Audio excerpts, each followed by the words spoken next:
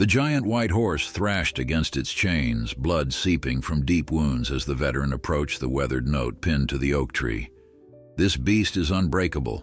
3 men injured trying to tame it. Not worth the trouble. Take it if you want, or leave it to the wolves." Before we continue, don't forget to subscribe to the channel, like the video, and comment where in the world you're watching from. Let's go. The early morning mist clung to the forest floor as Jack Harrison made his way along the familiar hiking trail. At 58, his steps weren't as quick as they once were, but 25 years of military service had instilled in him a discipline that kept him moving forward regardless of the aches that plagued his aging body. The trail wound through a dense pine forest before opening to a clearing that bordered a rushing stream, his favorite spot to sit and clear his mind. Since retiring from service 3 years ago, these morning walks had become Jack's ritual. The solitude of the forest offered a peace that had eluded him since returning home. The nightmares still came, less frequently now, but when they did, he would rise before dawn and walk until the images faded and his breathing steadied. This morning, however, something was different. As Jack approached the clearing, he noticed broken branches and deep hoof prints marking the soft earth. Something large had passed through recently. Curiosity piqued. He followed the trail of disturbed vegetation, his hand instinctively reaching for a sidearm that was no longer there. Old habits died hard. The tracks led him deeper into the woods, away from his usual path. Jack hesitated for a moment, then pressed on. After about half a mile, the forest opened into another clearing, smaller than the first, and bordered by a massive oak tree. What Jack saw there stopped him in his tracks. Tied to the oak with heavy chains was the largest horse Jack had ever seen. Its coat was pristine white, almost luminescent in the dappled morning light. The animal stood at least 18 hands high, with powerful muscles rippling beneath its coat. Despite its imposing size, the horse appeared weakened, its head hanging low and sides heaving with labored breaths. "What in the world?" Jack muttered, approaching cautiously. The horse's ears flicked forward at the sound of his voice, and it raised its head, revealing intelligent eyes that fixed on Jack with unmistakable wariness. A deep gash ran along its flank, crusted with dried blood, and its legs bore the marks of struggle against the chains that bound it. As Jack moved closer, he noticed a folded piece of paper secured to the tree with a hunting knife. He approached slowly, keeping a watchful eye on the horse, and retrieved the note. The handwriting was hurried and slanted across the page. "This beast is unbreakable. 3 men injured trying to tame it. Not worth the trouble. Take it if you want, or leave it to the wolves. Consider yourself warned." Jack looked from the note to the horse, understanding dawning on him. Someone had tried to capture and break this magnificent creature, and when they failed, they'd abandoned it here to die. The thought filled him with a quiet rage. He'd seen enough abandonment and cruelty during wartime to last several lifetimes. "Easy there, big fella," Jack said softly, moving toward the horse with his palms visible. "I'm not going to hurt you." The horse's muscles tensed, and it pulled against the chains, a low rumble building in its chest. Jack stopped, giving the animal space. He'd grown up on a farm before joining the military, and he knew enough about horses to recognize fear when he saw it. "I understand," he continued, his voice a calm, steady stream. "You don't know me, and you've got no reason to trust me. That's fair." Jack slowly sat down on a fallen log about 15 feet from the horse. He didn't approach further, didn't try to touch or free the animal. Instead, he simply sat, occasionally speaking in low, gentle tones about nothing in particular. The morning sun climbed higher, burning away the mist as Jack remained a patient presence in the clearing. After nearly an hour, the horse's breathing had slowed, its posture slightly less defensive. Jack reached into his pack and pulled out an apple he'd packed for his own breakfast. He took a bite, then tossed the remainder toward the horse, making sure it landed within reach. The horse eyed the offering suspiciously, but made no move toward it. Jack nodded, not disappointed. "That's all right. It'll be there when you want it." He stood slowly, causing the horse to tense again. "I'll be back," Jack promised. "Hang in there." Jack made his way back to the trail, his mind working through what he needed. The chains would require heavy-duty bolt cutters, and the horse would need water, food, and medical attention for its wounds. More importantly, he needed to establish trust with the animal before attempting to free it. A panicked horse of that size could easily kill him, even unintentionally. By the time Jack returned to his small cabin on the edge of the national forest, he had formed a plan. He loaded his truck with supplies: bolt cutters, rope, a bucket, water containers, apples, carrots, a first aid kit, and some old horse liniment he'd kept from his farming days. He also called the local veterinarian, an old friend named Dr. Martins, and explained the situation. "Jack, you can't just take a horse you find in the woods," Dr. Martins warned. "It could belong to someone." "It was abandoned, Mike, left to die," Jack replied firmly. "There was a note. Whoever did this doesn't deserve to claim ownership." The vet sighed. "All right. Free it, stabilize it if you can, and I'll come out to your place this evening. But Jack, be careful. A frightened horse that size is dangerous." Jack thanked him and hung up, then headed back to the clearing. The horse was where he'd left it, though it had eaten the apple. That was a good sign. Jack set his supplies down at a distance and resumed his position on the log. This time, he talked more about his farm growing up, about the horses his father had raised, about the places he'd seen during his service. His words weren't important. It was the tone that mattered, the consistent, non-threatening presence he offered. Hours passed. Jack would occasionally toss an apple or carrot toward the horse, each one landing a little closer to where he sat. By late afternoon, the horse was taking food from a spot just a few feet away from Jack, though it still watched him with cautious eyes. "I'm going to help you," Jack told the horse as the day waned. "But I need you to trust me, just a little." As if understanding, the horse nickered softly, the first sound it had made since Jack found it. Taking this as an encouraging sign, Jack slowly stood and approached, stopping whenever the horse showed signs of agitation. It took nearly 30 minutes for him to cross the 10 feet between them. Finally, Jack stood beside the great white horse. Up close, its size was even more impressive, its presence commanding despite its weakened state. Jack slowly raised his hand, palm flat, and waited. After a long moment, the horse stretched its neck forward and pressed its velvety muzzle against Jack's hand. Something passed between them in that moment. An understanding, perhaps, or the fragile beginning of trust. Jack felt a lump form in his throat. In the horse's eyes, he recognized something he'd seen in the mirror too many times, the wary look of someone who had endured hardship and emerged changed, but unbroken. "Let's get you out of these chains," Jack whispered. "This isn't how your story ends." Jack worked methodically, his weathered hands steady as he positioned the bolt cutters around the first chain link. The horse watched him intently, muscles twitching beneath its white coat, but it remained still, a tentative trust forming between man and beast. "This might make some noise," Jack warned softly, "but it's the only way to get you free." The bolt cutters closed with a metallic snap and the first link broke. The horse startled slightly, ears pinned back but didn't pull away. Jack continued one link at a time, careful not to make any sudden movements.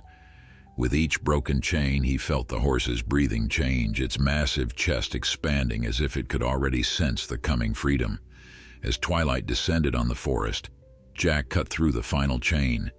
The heavy metal fell away, leaving only the collar around the horse's neck. The animal seemed to understand what had happened. It took a tentative step forward, then another, testing its newfound mobility. "That's it," Jack encouraged. You're free now." The horse moved further from the tree, shaking its mane as if to rid itself of the memory of captivity. Jack stood back, giving it space. He expected the horse to bolt, to disappear into the forest and never return. It was wild after all, or at least untamed. Instead, the magnificent creature walked a small circle around Jack, maintaining a cautious distance but not fleeing. "You're something else, aren't you?" Jack whispered. The gash on the horse's flank looked worse in the fading light. Jack knew it needed treatment, but he couldn't risk frightening the animal now. He'd have to gain more trust first.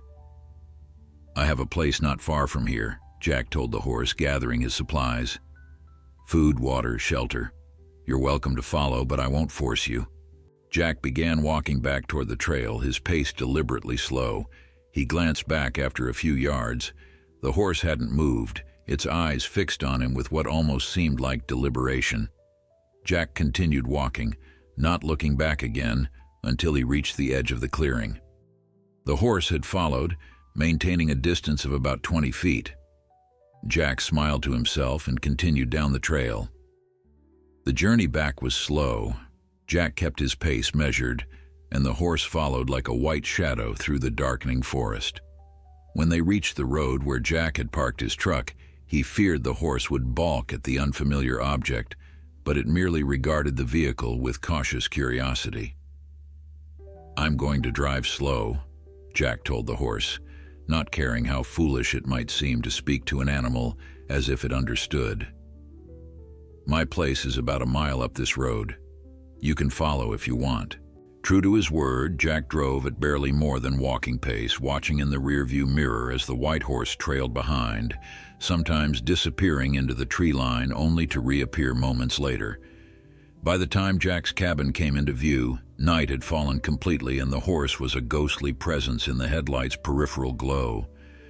Jack's property was modest, a small cabin with a large fenced field behind it, a barn that had seen better days, and a natural spring that fed into a small pond. It wasn't much, but it was peaceful. The perfect place for an old soldier to nurse his invisible wounds. He parked near the barn and turned off the engine. The horse had stopped at the edge of the property, its white coat almost luminous in the moonlight. Jack set about preparing a space in the barn, laying fresh hay in one of the unused stalls and filling a water trough. When everything was ready, he returned to where the horse waited. "There's shelter if you want it," he said, gesturing toward the open barn door, "and clean water, your choice." Jack walked to the barn without looking back. Inside, he lit a lantern and sat on a bale of hay, waiting. For 10 minutes, there was nothing but the sounds of night insects and the distant hoot of an owl. Then, soft hoofbeats approached the barn door. The massive white horse appeared in the entrance, its silhouette blocking the moonlight. It stood there for a long moment, as if assessing the situation before cautiously entering. Jack remained still, letting the horse explore the space at its own pace. Finally, it approached the water trough and began to drink deeply. "That's it," Jack murmured. "You must be thirsty after all that time tied up." While the horse drank, Jack slowly retrieved the first aid kit he'd brought from the house. He'd treated wounded animals before, though none as potentially dangerous as this one. As the horse finished drinking, Jack approached with the antiseptic and bandages. "This might sting a bit," he warned, keeping his voice steady. To his surprise, the horse allowed him to clean the wound without much resistance. It flinched at the touch of the antiseptic but didn't pull away or lash out. The gash was deep but clean, and with proper care, it would heal without complications. As Jack worked, he noticed other marks on the horse's body. Older scars that told stories of past struggles. This magnificent creature had survived more than just its recent abandonment. It had a history written in the marks on its body, just as Jack carried his own invisible scars from years of service. When he finished treating the wound, Jack stepped back. "That should help. Dr. Martins will be here soon to look you over properly." The horse regarded Jack with those intelligent eyes, then lowered its head to nuzzle gently at his shoulder. The gesture, so unexpected, brought a lump to Jack's throat. Dr. Martins arrived an hour later, his old pickup truck crunching on the gravel driveway. Jack met him outside the barn. "You weren't kidding about the size," Dr. Martins said as Jack described the horse. "Let's see this giant." When they entered the barn, the horse had settled in the stall, though it rose quickly at the sight of the stranger. Dr. Martins let out a low whistle. "My God, Jack, that's a Percheron if I've ever seen one, and a pure white one at that. They're rare. Draft horses bred for war in medieval times, then for farm work. This one's a stallion, too. Probably worth a small fortune to the right buyer." "Not for sale," Jack said firmly. Dr. Martins raised an eyebrow but didn't comment further. He approached the horse slowly, speaking in calm, professional tones. To Jack's relief, the horse allowed the veterinarian to examine it, though its eyes frequently sought out Jack as if for reassurance. "Well, apart from that gash and some dehydration, he's in surprisingly good shape," Dr. Martins concluded after the examination. "Whoever had him before fed him well, at least. But these marks on his legs..." The vet pointed to dark bruises around the horse's ankles. "They tried to break him using cruel methods. Probably tied his legs to force him down. When that didn't work, they abandoned him." Jack felt a surge of anger toward the unknown people who had mistreated such a magnificent animal. "He's going to be okay, though?" Jack asked. Dr. Martins nodded. "With proper care, yes. The question is, what do you plan to do with him? A horse like this needs space, care, exercise. It's a big commitment, Jack." Jack looked at the white horse, now calmly watching them both. Something about those eyes reminded him of soldiers he'd known, the ones who'd seen too much but kept their dignity intact.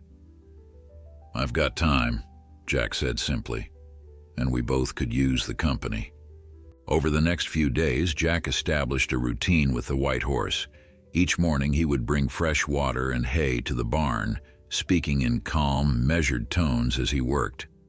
The horse, which Jack had started calling Ghost due to its alabaster coat and silent movements, grew more comfortable with his presence, no longer tensing when Jack approached the stall.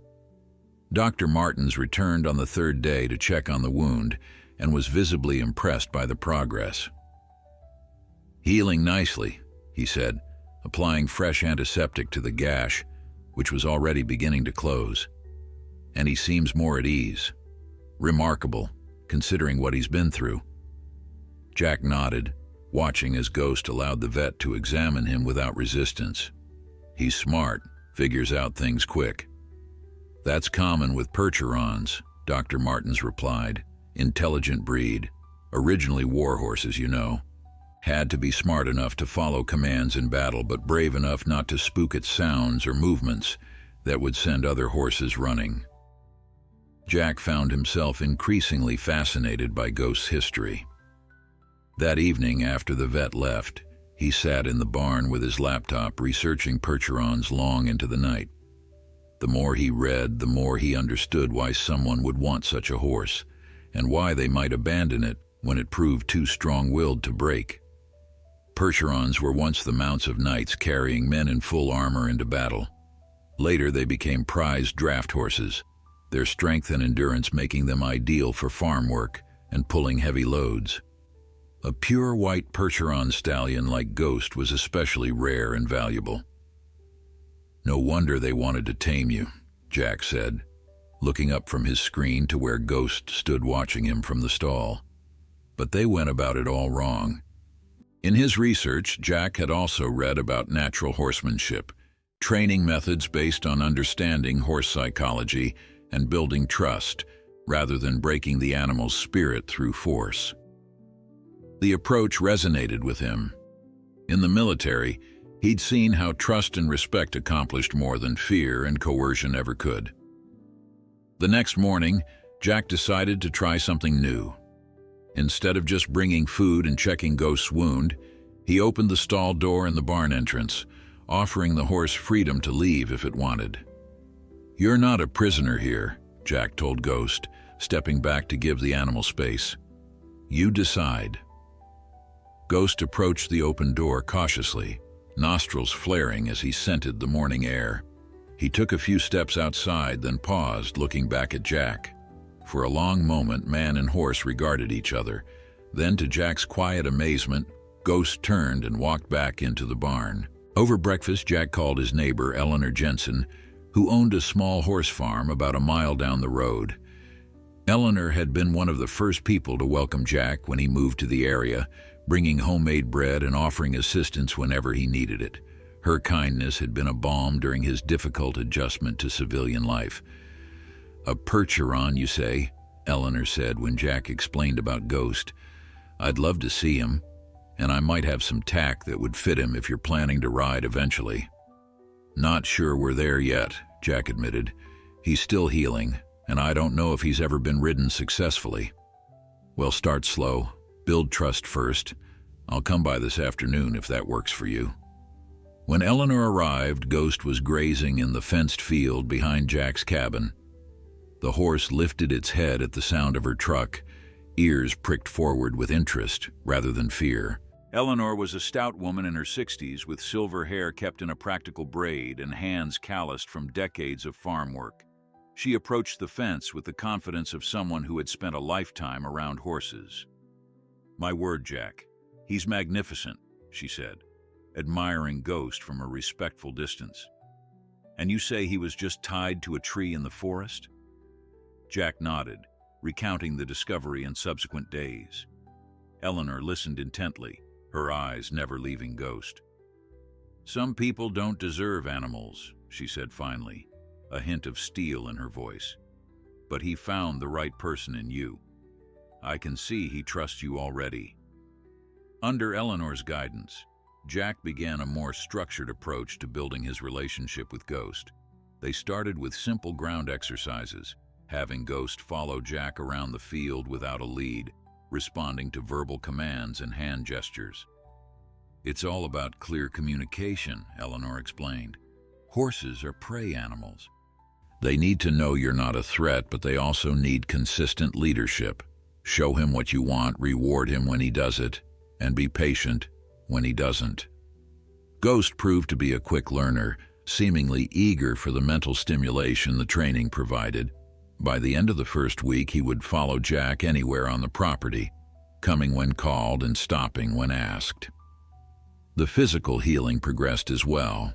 The gash on Ghost's flank scabbed over and began to fade into what would eventually be another scar among many.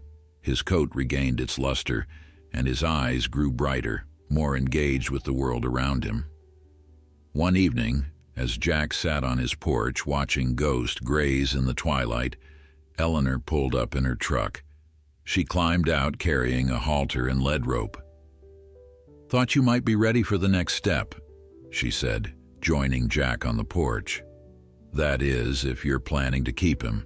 Jack hadn't actually made a conscious decision about Ghost's future, but he realized the answer was obvious.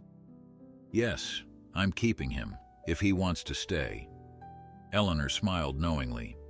"Oh, he wants to stay. That horse has bonded with you, Jack. It's plain as day."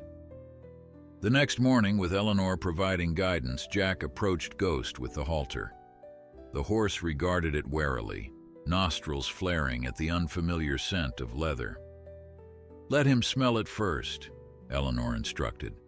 "Let him know it's not something to fear." Jack held out the halter and Ghost stretched his neck to investigate it, blowing soft breaths against the leather. After a few moments, the horse seemed satisfied that the halter posed no threat. With slow, deliberate movements, Jack slipped the halter over Ghost's nose and secured it behind his ears. The horse accepted it without resistance, though he tossed his head a few times, adjusting to the sensation. "Good boy," Jack murmured, stroking Ghost's neck. "Well done," Eleanor beamed with approval. "He trusts you completely. That's rare, especially with a horse that's known mistreatment."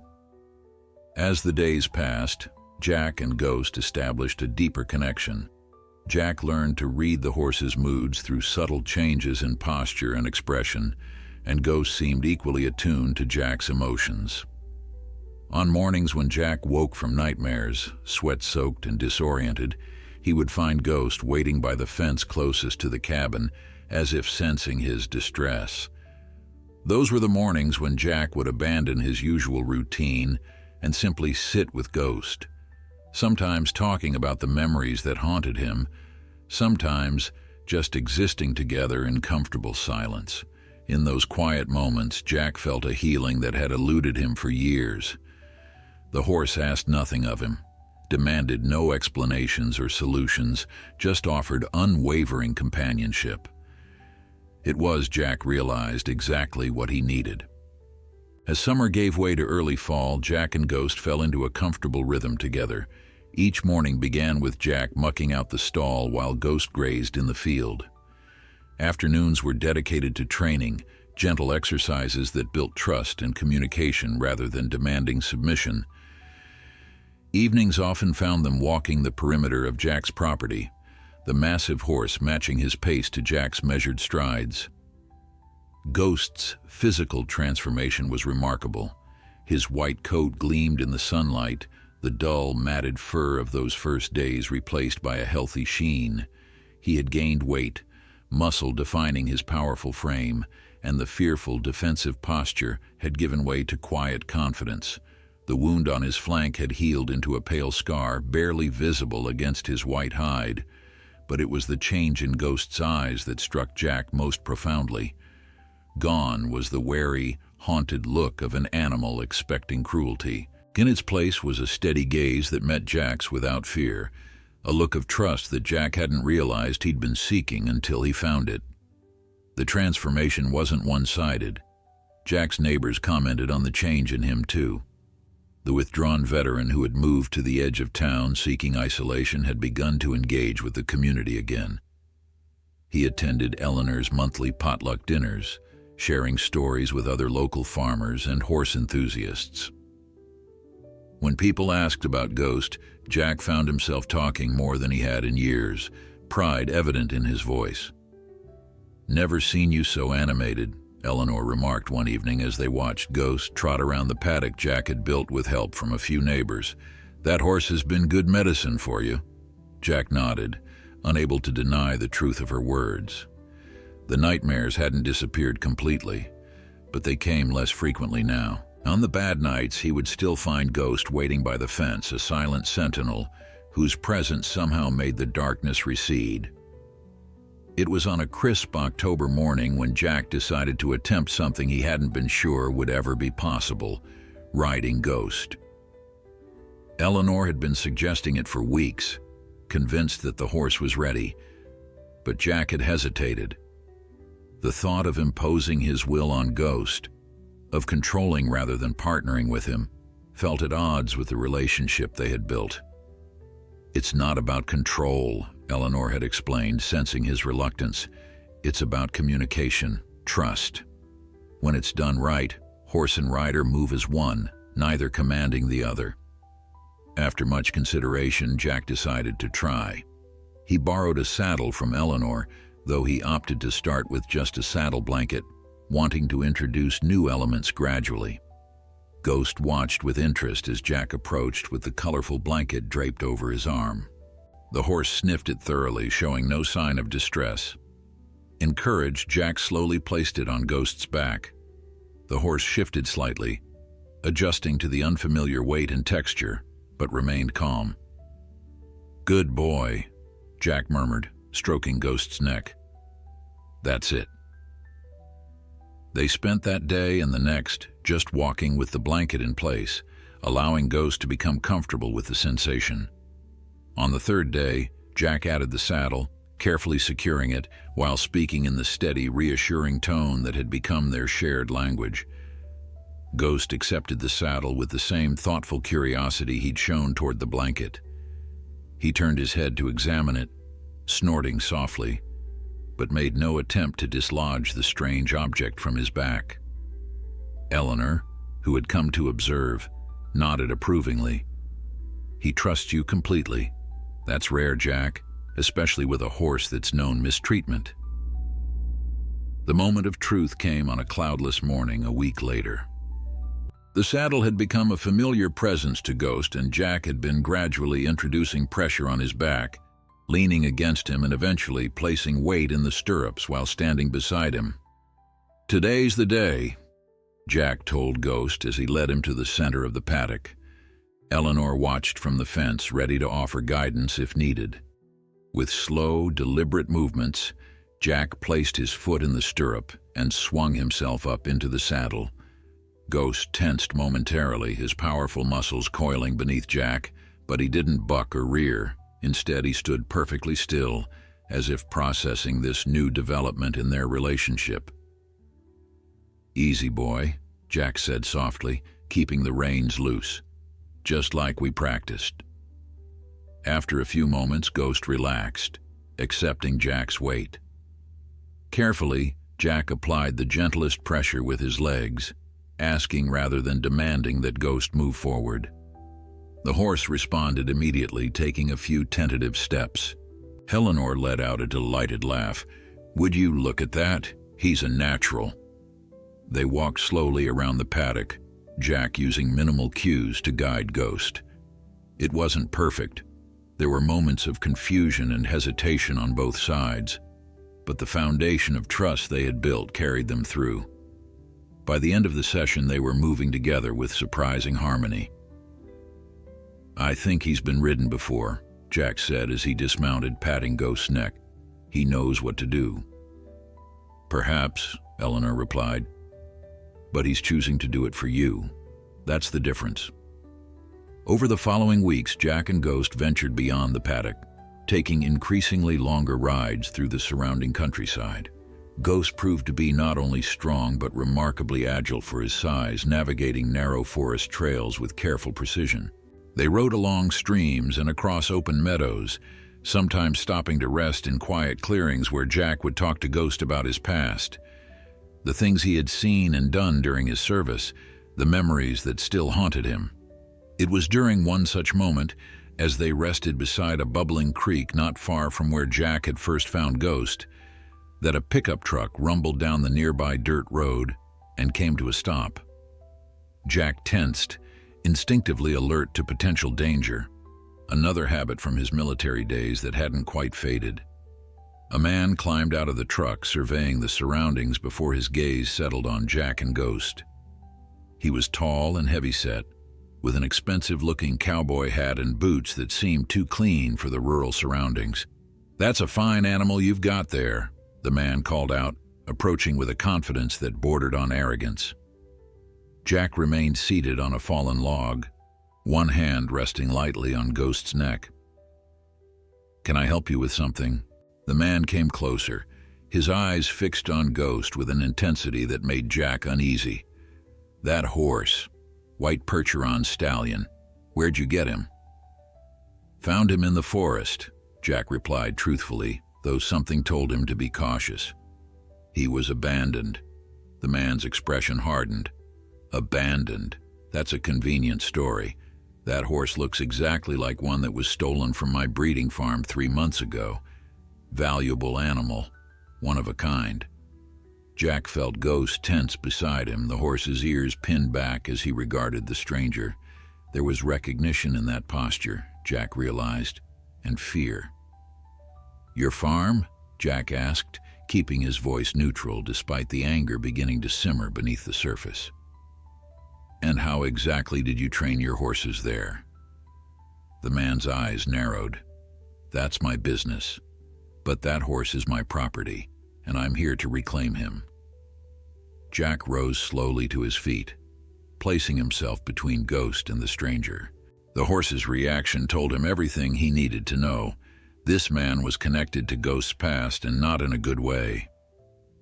"Your property," Jack repeated, his voice level despite the anger building inside him. "A horse you abandoned in the forest with a note saying he was unbreakable and not worth the trouble." The man's expression flickered briefly, confirming Jack's suspicion. "I don't know what you're talking about. My ranch hand reported him stolen. Worth a lot of money, that horse. $15,000 at least. What's his name, then? Jack challenged. If he's your horse, you must have called him something. Titan, the man answered without hesitation, registered as White Titan's Glory. Jack felt Ghost shift behind him, moving closer to his back as if seeking protection. The horse's breath came in short, anxious bursts, his entire body tense with what Jack recognized as fear. Well, his name is Ghost now, Jack stated firmly. And he's not for sale. The man's face darkened. Listen, I don't think you understand. That horse is registered property of Blackwater Stables. I'm Wade Blackwater, and I've got papers proving ownership. He reached into his jacket, producing a folded document.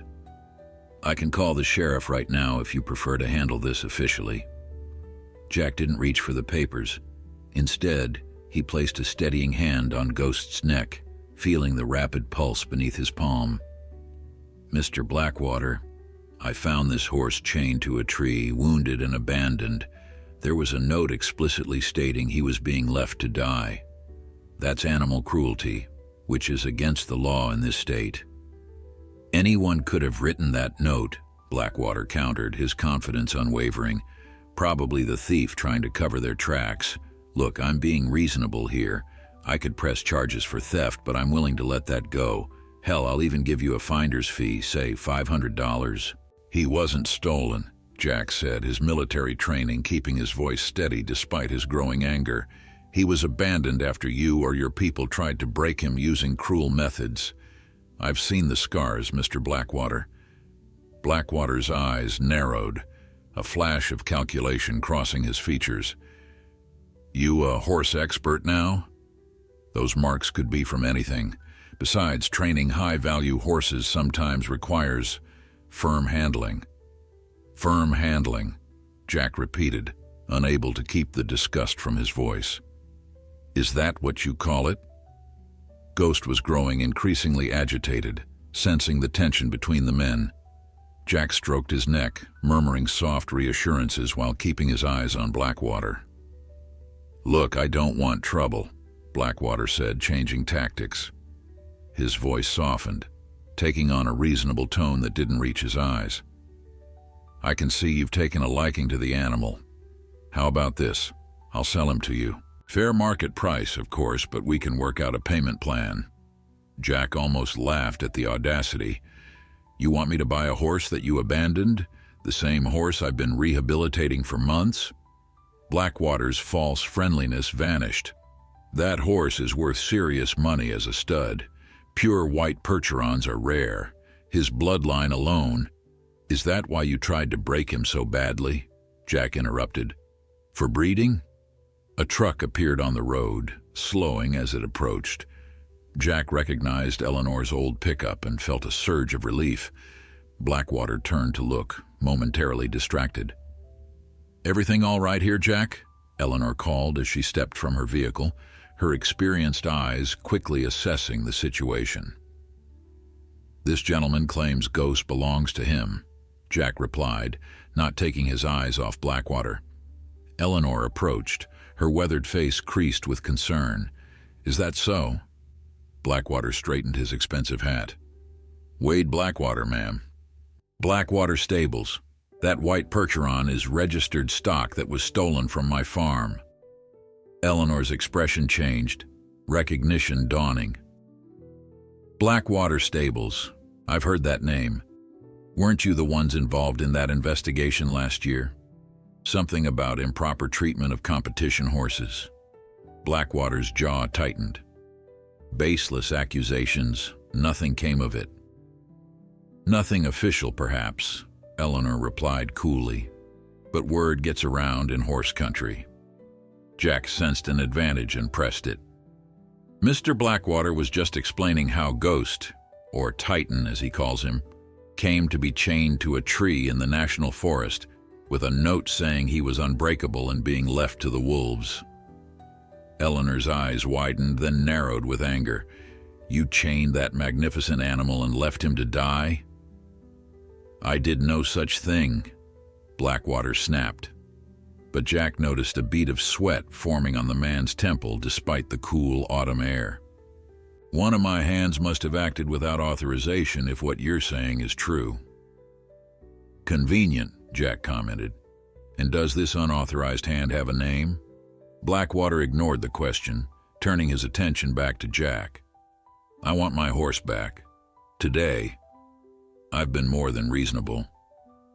"I found him abandoned," Jack repeated, his patience wearing thin. "I nursed him back to health. I have a veterinarian who can testify to his condition when I found him. You have no claim to him anymore." "We'll let the courts decide that," Blackwater threatened, pulling out his phone. "I'm calling the sheriff." "Please do," Eleanor interjected. "I'm sure Sheriff Daniels would be very interested to hear about abandonment and animal cruelty charges, particularly since his daughter volunteers at the local animal rescue." Blackwater hesitated, his finger hovering over his phone. Jack could almost see the calculations running behind his eyes, weighing the potential legal complications against the value of the horse. "Look," Jack said, his voice calmer now. "Ghost was abandoned. The note made that clear. I have it, by the way, and I'm betting handwriting analysis could trace it back to your ranch. I also have photographic evidence of his condition when I found him, and documentation from Dr. Martins about the signs of abuse." "You really want to take this to court?" Blackwater's confidence visibly faltered. "You're bluffing." "Try me," Jack challenged. 25 years in the military taught me to document everything. I've got the evidence, Mr. Blackwater. The question is, do you want your business practices made public in a courtroom? The silence that followed was heavy with tension. Ghost remained close to Jack, his massive body a warm presence that somehow steadied Jack further. Finally, Blackwater shoved his phone back into his pocket. "This isn't over," he warned, backing toward his truck. "That horse is valuable breeding stock. You haven't heard the last from me." "I expect not," Jack replied evenly. "But just so we're clear, Ghost stays with me." They watched as Blackwater climbed into his truck and drove away, gravel spraying beneath his tires. Only when the vehicle disappeared around a bend did Jack allow his shoulders to relax slightly. Eleanor let out a long, slow breath. "That man has a reputation, Jack. He breeds horses for show and profit, not out of love for the animals. There are rumors about his training methods, nothing that could be proven in court, but enough that most decent horse people won't do business with him." Jack nodded, turning to Ghost, who still showed signs of anxiety. The horse's eyes were fixed on the road where Blackwater had disappeared, his muscles tense beneath Jack's hand. "He recognized Blackwater," Jack said quietly, "and he was terrified." "Animals remember," Eleanor replied simply, "especially the bad things." As they walked back to Jack's property, Eleanor filled him in on what she knew about Blackwater Stables, a large breeding operation focused on producing show horses, with little regard for the animals' well-being. Blackwater himself was known for his ruthless business practices and tendency to discard horses that didn't meet his exacting standards. "He won't give up easily," Eleanor warned as they reached Jack's cabin. "That horse represents money to him, and from what I've heard, Wade Blackwater values money above all else." Jack watched as Ghost returned to his familiar grazing spot, seemingly calmer now that they were home. "Then we'll be ready," he said, his resolve hardening. "Because Ghost isn't going anywhere." In the days following Blackwater's visit, Jack found himself constantly on edge. Each time a vehicle drove past his property, he would tense, watching to see if it slowed or stopped. At night, he took to sleeping in the barn, a camping cot set up in the stall adjacent to Ghost's. It reminded him of deployment, that same heightened vigilance, the knowledge that danger lurked just beyond the perimeter. Eleanor brought news from town that Blackwater had been asking questions, showing people a photograph of Ghost and offering a finder's fee for information. The local feed store owner, Jim Connolly, had called Eleanor immediately after Blackwater left his shop. Jim told him nothing, Eleanor reported, sitting at Jack's kitchen table. Said he'd never seen a horse like that around here. Most folks in town will do the same. Blackwater doesn't have many friends in these parts. Jack nodded, grateful for the community support but still concerned. He's not the type to give up easily. No, he isn't, Eleanor agreed. That's why I brought these. She reached into her bag and pulled out a small digital camera and a motion-activated trail camera. Set these up around your property. If he or his people trespass, you'll have evidence. Jack accepted the cameras with a grim nod. His military training was proving useful again, establishing a secure perimeter, creating sight lines, identifying potential vulnerabilities in his defenses. Dr. Martin stopped by later that week, ostensibly to check on Ghost's progress, but clearly concerned about the situation with Blackwater. After examining the horse and confirming his continued good health, the vet handed Jack a folder. I've documented everything, he said. Ghost's condition when you found him, the treatment I provided, the evidence of prior mistreatment. If Blackwater tries to take legal action, this will help your case. Jack flipped through the papers, detailed medical notes, photographs of Ghost's injuries, a timeline of his recovery. Thank you, Mike. I appreciate this. Dr. Martin shrugged. It's the truth. And besides, I've had dealings with Blackwater stables before. The way they treat animals. He shook his head, leaving the sentence unfinished. Despite the looming threat of Blackwater, Jack continued working with Ghost. If anything, their bond seemed to strengthen in the face of adversity. The horse became even more attuned to Jack's moods, offering gentle nudges of encouragement on days when anxiety threatened to overwhelm him. Their morning rides extended further into the surrounding countryside, though Jack was careful to stay within the boundaries of his property or public land. Ghost moved with increasing confidence, responding to Jack's subtle cues as if they had been riding together for years rather than months. On a particularly clear morning in late October, they crested a hill overlooking the valley where Jack's property sat. The autumn colors spread below them like a painter's palette, golds and crimsons and fading greens stretching to the horizon. Jack halted Ghost and simply sat absorbing the peaceful scene. Worth fighting for, isn't it? He murmured, patting Ghost's neck. The horse nickered softly as if in agreement. These quiet moments together had become Jack's refuge, a respite from the worry that plagued him back at the cabin. As they stood admiring the view, Jack noticed movement on the road below, a dark SUV driving slowly past his property. Even from a distance he could see it wasn't local. The vehicle was too new, too polished for these rural roads. It passed Jack's driveway, continued a quarter mile, then turned around and passed by again. Jack tensed, and Ghost, sensing his sudden alertness, shifted beneath him.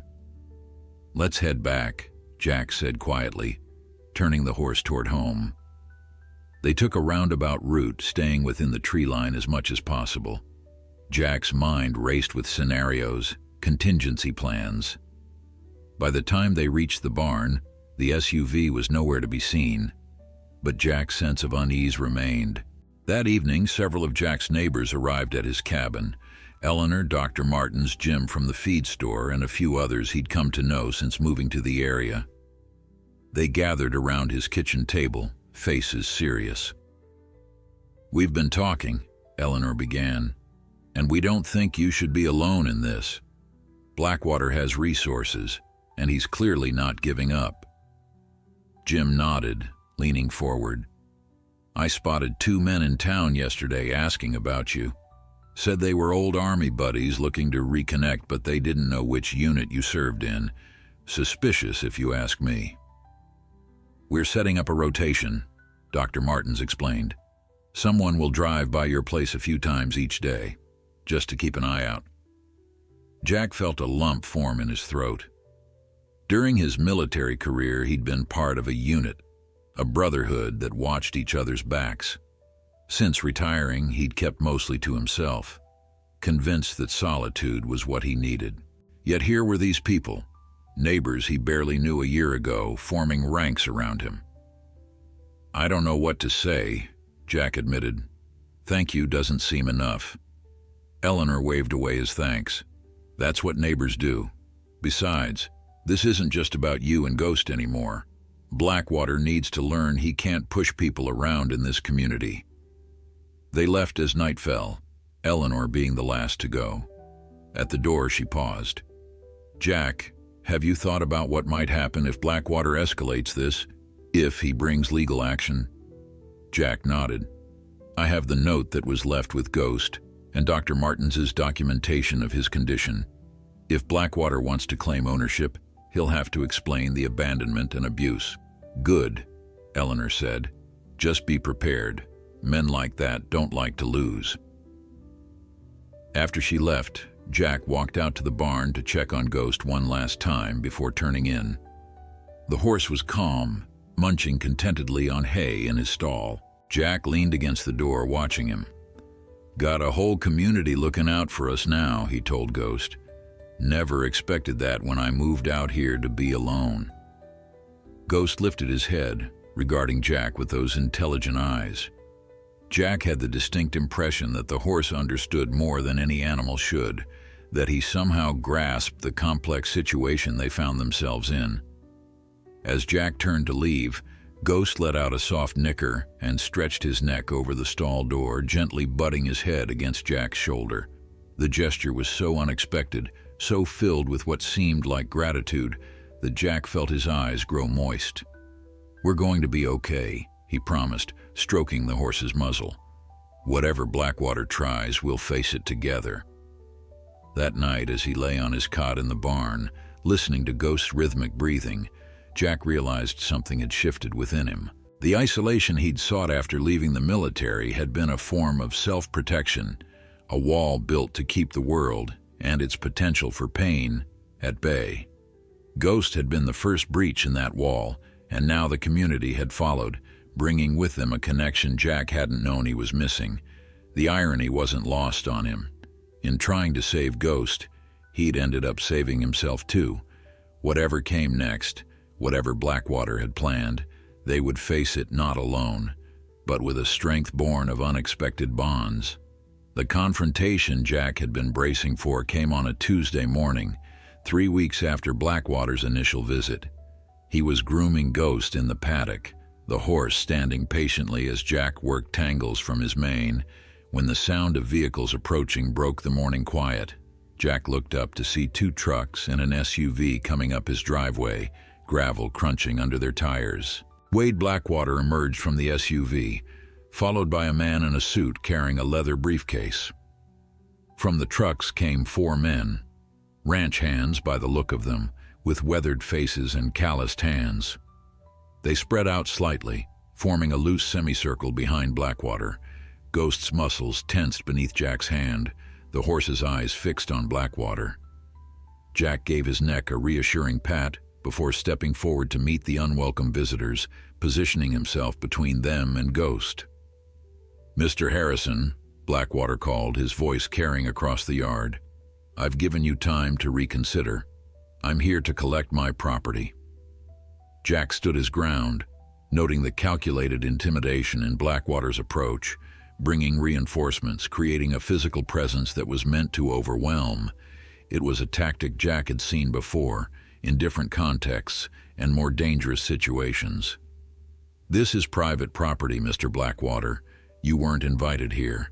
Blackwater gestured to the man beside him.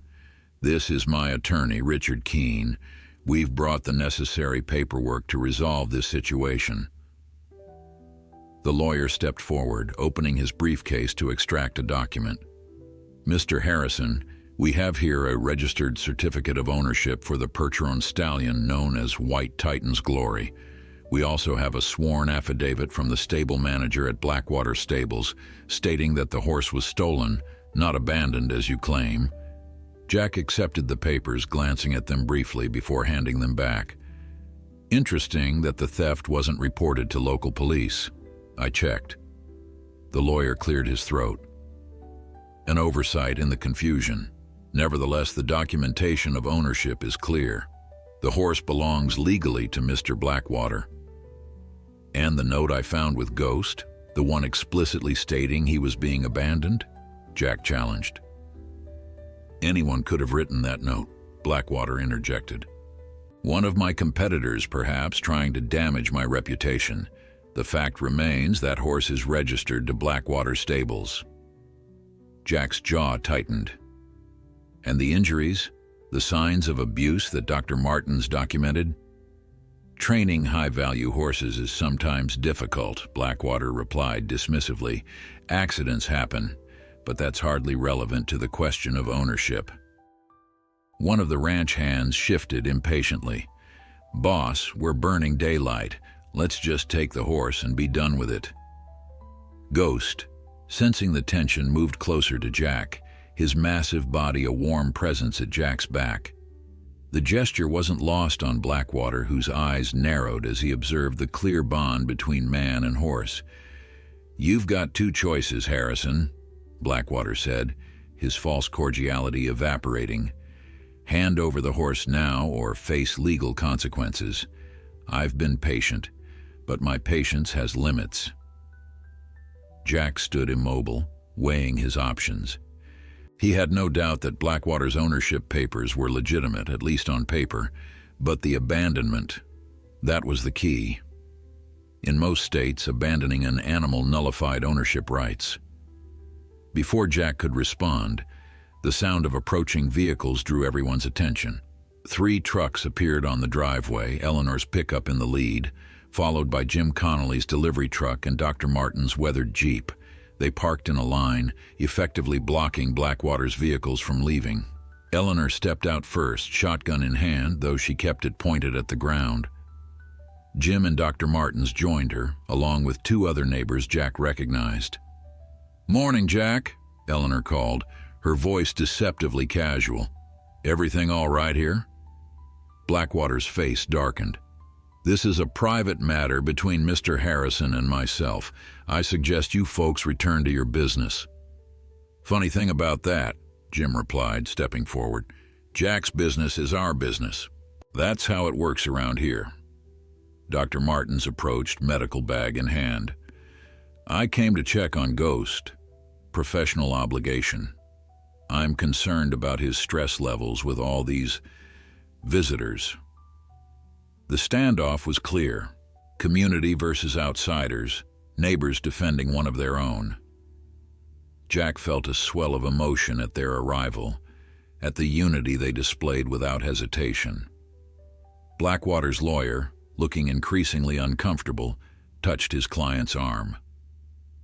"Perhaps we should continue this another time, Mr. Blackwater, when tensions aren't so high." Blackwater shook him off, his gaze still fixed on Jack. "This isn't over, Harrison. Not by a long shot." He turned to his men. "Let's go." As they retreated to their vehicles, Blackwater paused. "You know what happens to horses that injure people, Harrison? They get put down. No questions asked, no second chances. You might want to think about that." The threat hung in the air as Blackwater and his entourage departed, maneuvering around the neighbors' vehicles. Only when the sound of their engines faded did Jack allow his shoulders to relax. Eleanor approached, setting her shotgun in the truck bed before joining Jack by the paddock fence. "You okay?"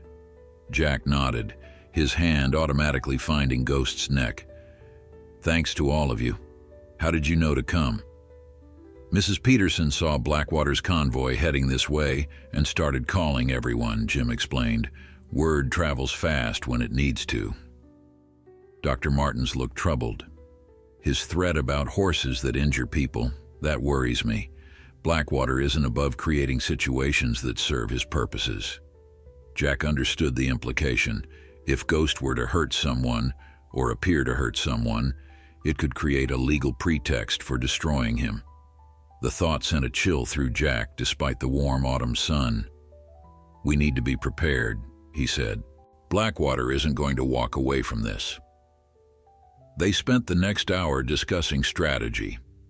Dr. Martins had contacts at the State Veterinary Board who might be interested in allegations of animal cruelty. Jim knew the county sheriff personally and promised to explain the situation. Eleanor suggested documenting everything, every interaction with Blackwater, every aspect of Ghost's care and training. The more evidence we have of your proper stewardship and his abandonment, the stronger your position, she explained. As the neighbors departed, Jack found himself drawn to the barn.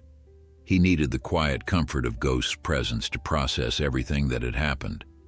The horse was already in his stall, having retreated there after the confrontation. Jack leaned against the stall door, watching Ghost's steady breathing. "Quite a morning," he said softly. Ghost approached, nickering gently as he pressed his muzzle against Jack's chest. The simple gesture of trust and affection nearly undid him. This connection, this wordless understanding between them, was worth fighting for. Jack had spent years in combat, defending abstract concepts like freedom and democracy. Those causes had been worthy but distant. This was immediate and tangible, protecting a living being that had been abused and abandoned, a creature that had somehow mended parts of Jack he thought beyond repair. "We're not giving up," Jack whispered, resting his forehead against Ghost's. "Not now, not ever." That night, as Jack patrolled his property before turning in, he found himself thinking about the community that had rallied around him. People he'd barely known a year ago had shown up without hesitation, standing beside him in a moment of need. It was a revelation. That connection wasn't something to fear, but to embrace. That vulnerability could lead to strength when shared with others who cared. Ghost had led him to this understanding, this opening of his carefully guarded heart. Whatever came next, Jack knew he wouldn't face it alone. In the days following Blackwater's confrontation at Jack's property, an uneasy calm settled over the community. Neighbors continued their informal patrols, driving past Jack's place at regular intervals. Eleanor helped Jack install the trail cameras at strategic points around his property. Dr. Martins filed a formal report with the State Veterinary Board regarding Ghost's condition when Jack found him. Jack maintained his vigilance, sleeping in the barn and keeping Ghost close during the day. Their morning rides continued, though Jack now carried a small camera to document their outings, creating an ongoing record of Ghost's well-being and training. The horse seemed to understand the gravity of the situation, staying nearer to Jack than usual, his massive presence both a comfort and a reminder of what was at stake. On a crisp Thursday morning, as Jack finished his coffee on the porch, Sheriff Daniels' patrol car pulled into the driveway. The sheriff, a lean man in his 50s with salt and pepper hair and a no-nonsense demeanor, approached with a concerned expression. "Morning, Jack," he greeted, declining Jack's offer of coffee with a shake of his head. "Got something you should know about. Wade Blackwater filed a formal complaint yesterday. Claims you're in possession of stolen property, specifically a white Percheron stallion registered to Blackwater stables." Jack had been expecting this move. "I found that horse abandoned in the National Forest, Sheriff, chained to a tree with a note saying he was being left to die." The sheriff nodded. "So I've heard from Jim Connolly and Dr. Martins. Still, I need to follow procedure here. Mind if I see the animal?" Jack led Sheriff Daniels to the paddock where Ghost was grazing. The horse lifted his head at their approach, ears pricked forward with interest rather than fear. At Jack's soft whistle, Ghost approached the fence, allowing the sheriff to get a good look at him. "That's quite an animal," Sheriff Daniels observed, his experienced eyes taking in Ghost's powerful frame and intelligent gaze. "And he seems comfortable with you." "We've built trust," Jack replied simply. It wasn't easy after what he'd been through. The sheriff studied Ghost for a moment longer before turning back to Jack. "You have that note? The one you found with him?" Jack retrieved the crumpled paper from his desk, handling it carefully to preserve any evidence it might contain. The sheriff read it, his expression growing grimmer with each word. This beast is unbreakable. 3 men injured trying to tame it. Not worth the trouble. Take it if you want or leave it to the wolves. Consider yourself warned, he read aloud. Pretty explicit abandonment if you ask me. That's what I thought, Jack agreed. The sheriff folded the note carefully and placed it in an evidence bag he produced from his pocket. I'll need to keep this for now, and I'll need a statement from you about when and where you found the horse, plus Dr. Martins's report on his condition. Blackwater's pushing for charges, but abandonment is a legal relinquishment of property in this state. If we can prove the horse was deliberately abandoned, his ownership claim gets complicated. Jack provided a detailed account of finding Ghost, the subsequent care, and Blackwater's visits. When he finished, the sheriff nodded thoughtfully. I'll be straight with you, Jack. Blackwater has connections, money talks, and he's not shy about using it. But abandoning an animal, especially in a national forest, that's both state and federal violations. Makes our job easier if we can prove it. As the sheriff prepared to leave, he paused. One more thing. Blackwater mentioned something about you being a troubled veteran. Said you'd been having difficulty adjusting to civilian life, might be unstable. The implication hung in the air between them. Jack felt a familiar anger rising, not the hot rage of his nightmares, but a cold, focused indignation. 25 years of service, Sheriff. 4 deployments. I've seen things, yes. Brought some of them home with me. But I'm not unstable. Sheriff Daniels met his gaze. Never thought you were, Jack. Just wanted you to know what he's saying. Watch yourself. Men like Blackwater play dirty when they're losing. After the sheriff departed, Jack found himself drawn to the barn, to Ghost's steady presence. The horse greeted him with a gentle nudge, seeming to sense Jack's disquiet.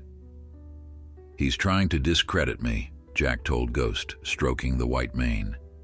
Make it about my service, my struggles. Old trick. If you can't attack the argument, attack the person. Ghost listened, his dark eyes fixed on Jack with what almost seemed like understanding. In those eyes, Jack saw no judgment, no fear, only acceptance.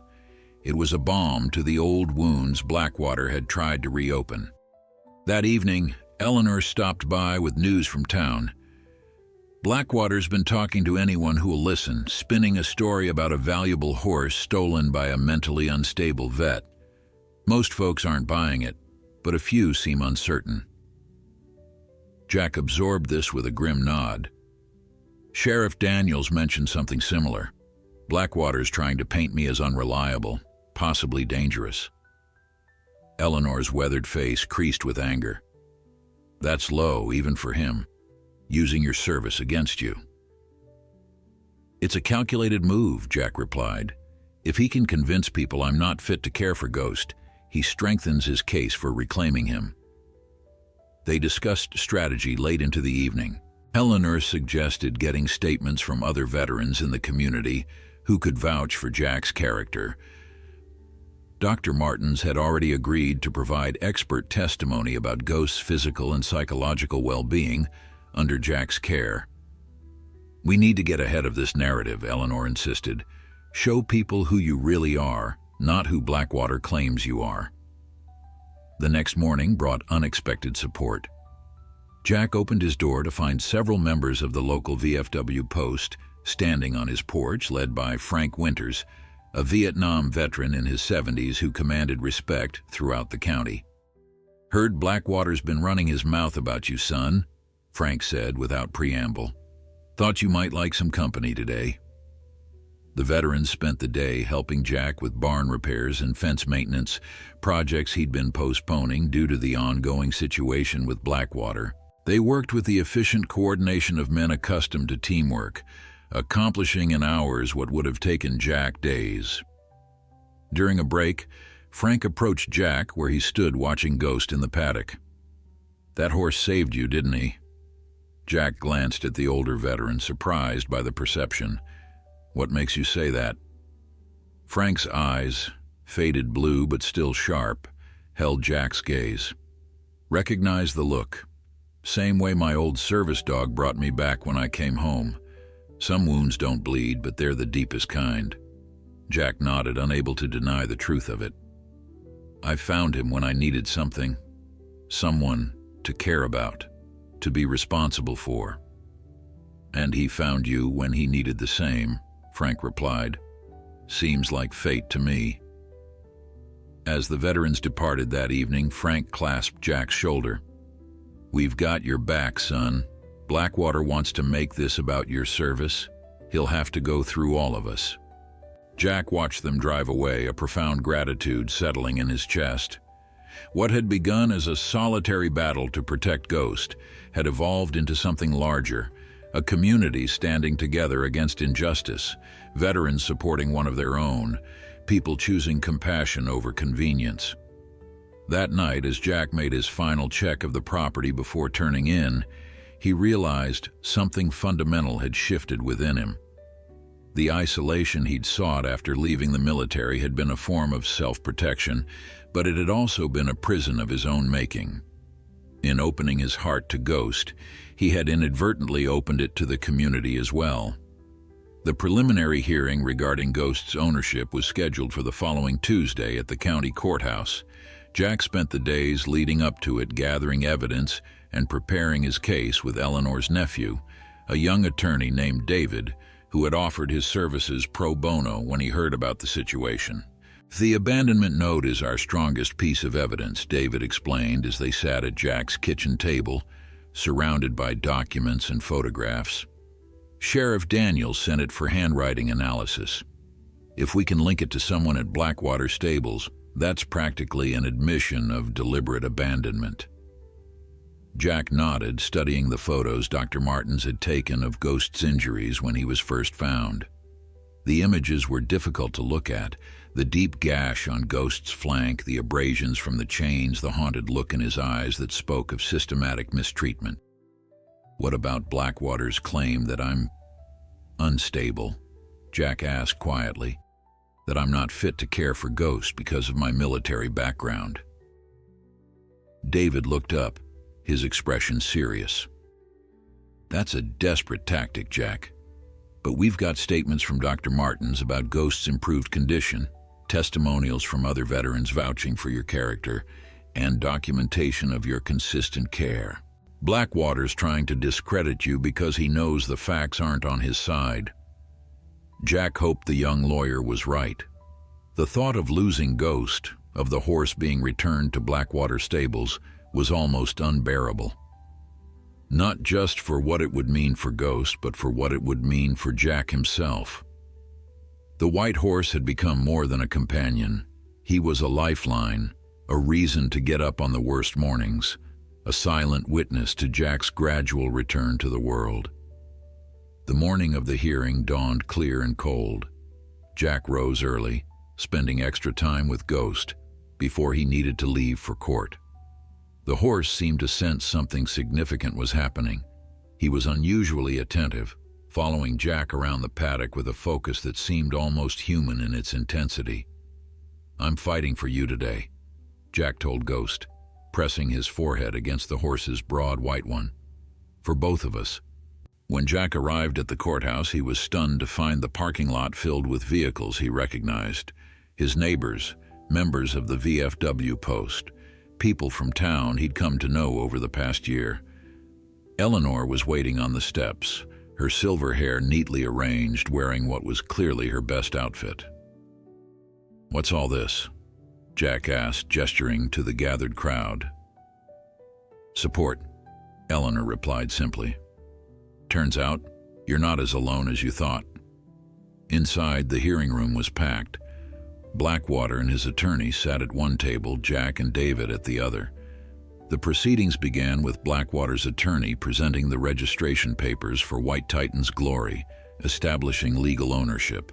He then painted a picture of a valuable breeding stallion stolen from Blackwater Stables, suggesting that Jack, a troubled veteran, had found the horse after it escaped and had refused to return it to its rightful owner. When it was David's turn, he approached the matter methodically. He introduced the note found with Ghost, now confirmed by a handwriting expert to match the writing of Blackwater's stable manager. He presented Dr. Martins's photographs and medical assessment, detailing the signs of abuse and neglect. He called several witnesses, Eleanor, who testified about Ghost's transformation under Jack's care, Frank Winters, who spoke about Jack's character and commitment, and finally, Dr. Martins, who provided expert testimony about Ghost's physical and psychological well-being. In my professional opinion, Dr. Martins stated firmly, the horse was subjected to cruel training methods at Blackwater stables, resulting in both physical and psychological trauma. Since being in Mr. Harrison's care, he's made remarkable progress. Returning him to his previous situation would constitute a severe setback and potential violation of animal welfare standards. Throughout the testimony, Blackwater sat stone-faced, occasionally whispering to his attorney. When David called Jack to testify, Blackwater's expression darkened further. Jack spoke simply and honestly about finding Ghost, the condition he was in, and the bond they had formed over the months of rehabilitation. When questioned about his military service and its effects, Jack didn't deny the challenges he had faced. Yes, I struggle sometimes, he admitted. I have nightmares. There are days when the world feels too loud, too chaotic. But caring for Ghost has given me purpose, structure. We've healed together. Blackwater's attorney tried to paint Jack's attachment to Ghost as unhealthy, suggesting that Jack was projecting his own issues onto the horse. Jack remained calm under the questioning, his years of military discipline serving him well. I don't see Ghost as a reflection of myself, Jack explained. I see him as he is, a sentient being who was abandoned and mistreated, who deserved better. And yes, helping him has helped me too. I don't think that's unhealthy. I think it's human. As the hearing concluded, the judge, a stern woman in her 60s with reading glasses perched on the end of her nose, reviewed the evidence thoughtfully. This court takes animal welfare very seriously, she began.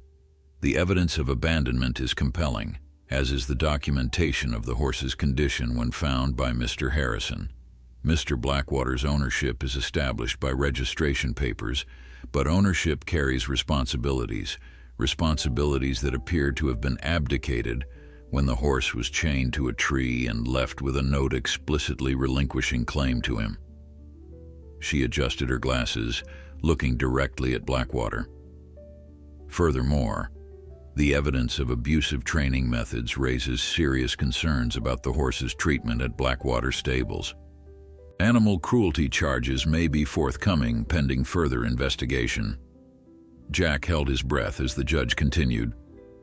Given the totality of circumstances, this court finds that the abandonment of the horse known as White Titan's Glory, now called Ghost, constituted a legal relinquishment of ownership. Mr. Harrison, having found and rehabilitated the abandoned animal, has established both proper care and a significant bond with the horse. Therefore, ownership of the horse is hereby granted to Jack Harrison. A murmur of approval rippled through the courtroom. Jack felt a wave of relief so profound that for a moment he couldn't speak. Eleanor squeezed his shoulder, her own eyes bright with unshed tears. Blackwater stood abruptly, his face flushed with anger. "This isn't over," he snarled to his attorney, loud enough for those nearby to hear. "There are other ways to handle this." Jack watched him storm out, a chill settling in his stomach despite the victory. Blackwater wasn't a man who accepted defeat graciously, and his parting words carried an unmistakable threat. Outside the courthouse, the gathering of supporters surrounded Jack, offering congratulations and pats on the back. Their genuine happiness for him was touching, another reminder of how his life had changed since finding Ghost in the forest that morning months ago. "Let's get home," Eleanor said, her voice cutting through the celebration. "I don't trust Blackwater not to try something after this." Jack nodded, the same concern having crossed his mind. They had won the legal battle, but Blackwater's parting threat suggested the war wasn't over. Jack's victory in court should have brought a sense of peace, but Blackwater's parting threat left him vigilant. For the next few days, he maintained his routine of sleeping in the barn, trail cameras active around his property perimeter. Ghosts seemed to absorb Jack's tension, remaining closer than usual, his ears constantly shifting to track distant sounds. Sheriff Daniels increased patrols past Jack's property, and neighbors continued their informal surveillance. The community's protective circle remained intact, watchful for any sign of Blackwater or his men. The attack, when it came, was not what Jack had expected. It began with a phone call from Eleanor on a foggy Saturday morning. "Jack, you need to see this," she said, her voice tight with anger. "Today's newspaper." An hour later, Eleanor arrived with the local paper. The headline on the front page read, "Questions raised about veterans' mental fitness in horse custody battle." The article, bylined by a reporter Jack had never heard of, quoted anonymous sources claiming Jack had been diagnosed with severe PTSD and was potentially dangerous. It suggested that his attachment to Ghost was unhealthy and concerning to mental health professionals. "This is slander," Jack said, hands shaking slightly as he set the paper down. Eleanor nodded grimly. "David's already on it. He's demanding a retraction and investigating who planted the story. Has to be Blackwater. The timing's too convenient." The article was only the beginning. Over the next week, rumors spread through the county. Whispers that Jack was unstable, that he'd threatened Blackwater, that Ghost was being kept in poor conditions. The local feed store owner reported customers questioning whether they should be concerned about Jack having such a powerful animal. "It's a calculated smear campaign," David explained during an emergency meeting at Jack's cabin. "Blackwater's trying to turn public opinion against you, create enough doubt that the authorities might reconsider your fitness to care for Ghost." Frank Winters snorted with disgust. "Using a man's service against him, that's about as low as it gets." Jack remained outwardly calm, but internally he was shaken. The allegations touched his deepest insecurities, the nights when nightmares jolted him awake, the days when crowds and noise overwhelmed him, the occasional flashbacks that transported him briefly back to combat zones. Was there truth in what Blackwater was implying? Was his attachment to Ghost somehow unhealthy? That evening, alone with Ghost in the barn, Jack voiced his doubts. "Maybe they're right," he said softly, stroking the horse's neck. "Maybe I am too broken to be trusted with you." Ghost turned his massive head, dark eyes fixed on Jack with what seemed like deliberate intensity.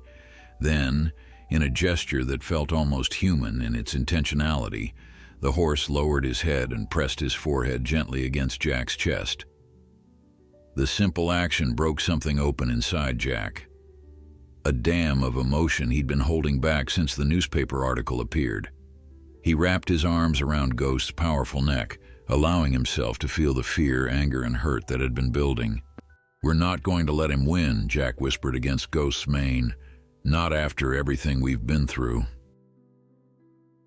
The next morning, Jack made a decision. Instead of hiding from the allegations, he would confront them directly. With David's help, he crafted a letter to the editor, addressing the rumors with straightforward honesty. "Yes, I struggle with PTSD from my military service," he wrote. "Like many veterans, I carry invisible wounds from my time in combat zones. Finding Ghost, abandoned, wounded, and left to die, gave me purpose during a difficult transition to civilian life. We have healed together, two wounded beings finding strength in each other. I invite anyone concerned about Ghost's well-being to visit my property and see for themselves the care and respect with which he is treated."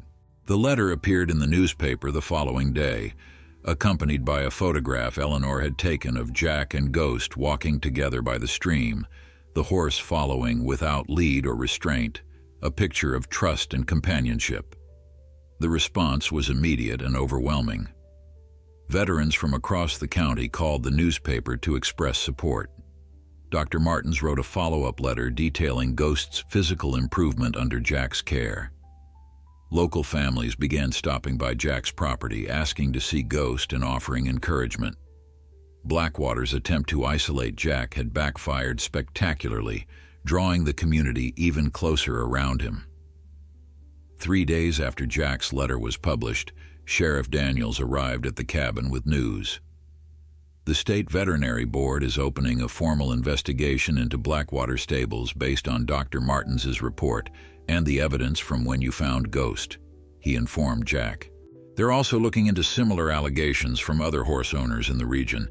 Seems like once people heard your story, others started coming forward with their own.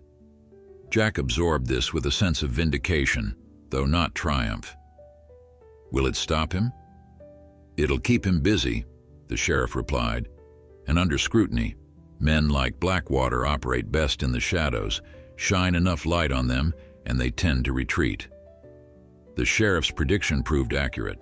As the veterinary board's investigation progressed, Blackwater's public attacks ceased.